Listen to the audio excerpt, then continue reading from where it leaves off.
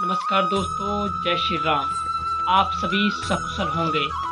राष्ट्र कार्य में निरंतर अपनी सहभागिता निभा रहे होंगे। आशा करता हूँ आप प्रत्यक्ष अप्रत्यक्ष रूप में जहाँ भी होंगे, अपने राष्ट्र के लिए, अपने ग्राम के लिए, अपने सेवा विभाग के लिए कहीं न कहीं समाज में, राष्ट्र हित में अपनी सहभागिता निभा रहे होंगे।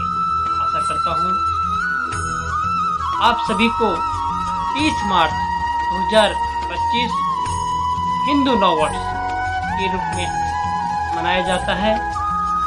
यह पाश्चात्य संस्कृति के रूप में 30 मार्च को यह तिथि पड़ रही है, लेकिन हिंदू नव वर्ष के रूप में चैत्र शुक्ल प्रतिपदा युगात 5127 और विक्रम संवत के रूप में 2082 का आगमन होने वाला है। यह 2082 विक्रम संवत हमारे हिंदू समाज के नवरात्रा से शुरू होता है और हिंदू नवरात्रा नव वर्ष के रूप में, हिंदू शाश्वत रूप में मनाया जाता है।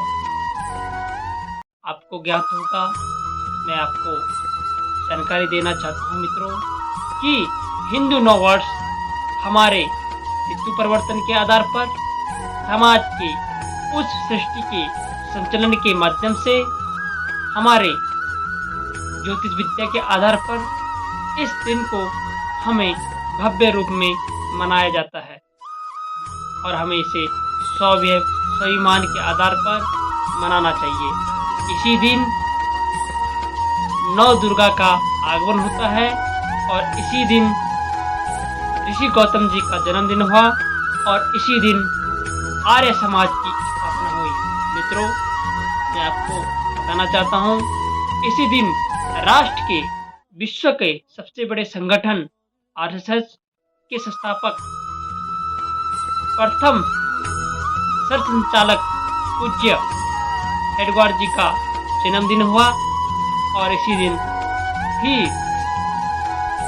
अनेक ऐसे महान पुरुषों के, ऋषि गौतम और ऋषभदेव जी का भी जन्मदिन हुआ। मित्रों, यह नौ दुर्गा का आह्वान 9 दिन तक पूजा होती है, जिसे हम नवरात्रा कहते हैं। एवं इस दिन महत्वपूर्ण एक और है कि इस दिन श्री राम प्रभु, हम सबके आराध्य देव का राज्याभिषेक हुआ। तो हमें यह नव वर्ष बड़े हर्ष उल्लास के साथ मनाना चाहिए और आशा करता हूँ अपने घर में आप सभी लोग अपने भगवे ध्वज, सूर्य की, अग्नि की ज्वाला से प्रकट हुए वह रंग, वह जो पताका है अजय है और उस अजय में, उस पताका को जो धारण करती है वो भारत माता है, जिसको भारत माता ने धारण किया है और हम उसके पुत्र हैं, उस माँ के पुत्र हैं। इसीलिए हमें अपने घर में भगवे ध्वज को धारण करना चाहिए और उसकी विजय पताका के रूप में, अजय पताका के रूप में उसे धारण करना चाहिए। उसको हमेशा उसमें भगवान हनुमान जी का, माँ भारती जी का प्यार होता है, हमारे पुत्रों का स्नेह और शौर्य का प्रतिबिंब है। इसलिए हमें भगवे ध्वज को अपने घर में लगाना चाहिए। मित्रों, अग्नि की ज्वाला में सूर्य की तेज रोशनी के रूप में जिस रंग का प्रतिबिंब उदय होता है उसे हम भगवा कहते हैं और माँ भारती उसे धारण करती है। इसीलिए माँ भारती से हम कहते हैं, अजय्यांच विश्वस्य देहिंच शक्ति सुशीलम जगद्दे निर्भव भये। हम अब इस नव वर्ष में भारत माँ से ये कहे कि इस ध्वजा को हम अटक से कटक के रूप में स्थापित करेंगे, जो हमारे पुरखों ने जिस समाज के रूप में, जिस स्वराज्य के रूप में, जिस सम्राट के रूप में जो क्षेत्रफल, जो राष्ट्र एकत्रित किया था, जो आज खंड भाग को भी हम अखंड करने का संकल्प लेते हैं, उसे सुलझाएंगे अपने भाइयों बहनों को। कर्मण्येवाधिकारस्ते मा फले कदाचन। कर्म के आधार पर विभिन्न प्रकार के अपने जीवन को साधने के रूप में हम हिंदू हैं, हिंदुत्व है, समाज में समरसता का भाव उत्पन्न करने के लिए प्रयास करेंगे। हम संकल्प लेंगे। ये मेरा नहीं है, ये उसका नहीं है। उधार चरिता नाम वसुधैव कुटुंबकम, यह भाव करना पड़ेगा। ये पूरी सृष्टि, ये पूरा विश्व अपना एक परिवार है। अपने हिंदू भाई जहाँ भी होंगे वो एक परिवार है। हिंदुआ सोदरा सर्वे, आपके भाव में, आपके मन में एक विचार आना चाहिए, एक संकल्प होना चाहिए। हिंदुआ दुरा सर्वे ना हिंदू कुत्तो हुए, मम दीक्षा हिंदू रक्षा, मम मंत्र समानता। किसी हिंदू का भी कभी भी पतन नहीं होता है।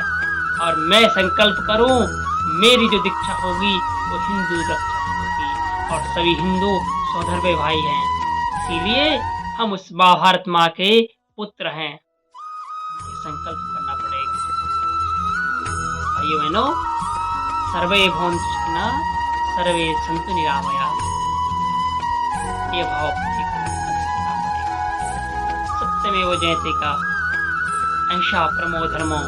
हर किसी देवी देवता के, जिस इष्ट देव की आप रक्षा करते हैं, यह आप आराधना करते हैं, पूजा करते हैं, कर्मकांड करते हैं, लेकिन आप एक सोच लिए, कौन से ईश्वर ने अपने पास अस्त्र शस्त्र नहीं रखा।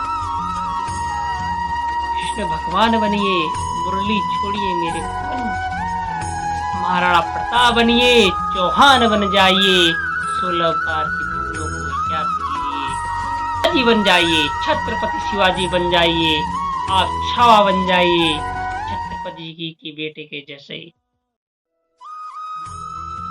इसीलिए मेरा आह्वान है, उत्तिष्ठ जागृत प्राज्ञवान, जागिए और लक्ष्य को साधने के रूप में आगे साधिए। मेरे मित्रों, मेरे भाइयों, अपने समाज में बहुत सारी विकृति का उत्पन्न हुआ है। अपने हिंदू समाज की संस्कृति क्या थी?